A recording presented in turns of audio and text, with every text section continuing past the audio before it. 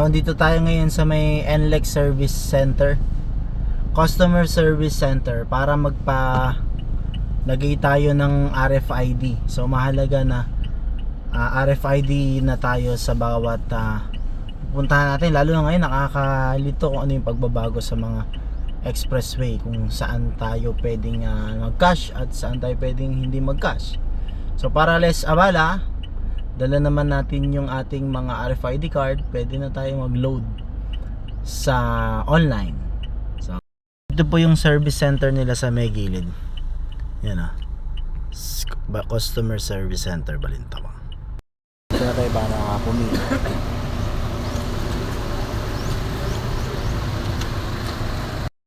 So picturean muna natin yung harap.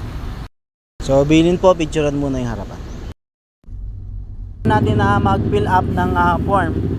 Then nabigyan na tayo, nalagyan na, install na siya ng magbabayad na tayo dito. So ano yung step by step na ginawa natin? Una ay pumarada muna, tapos pumila para sa pag-fill up ng form, then payment for installation, tapos installation na. Pag na-installed na siya, pwede kayo magbayad dun sa desired amount na gusto ninyo. And then yung lastly, pwede kayo mag-fill up ng MTP Driver Hub.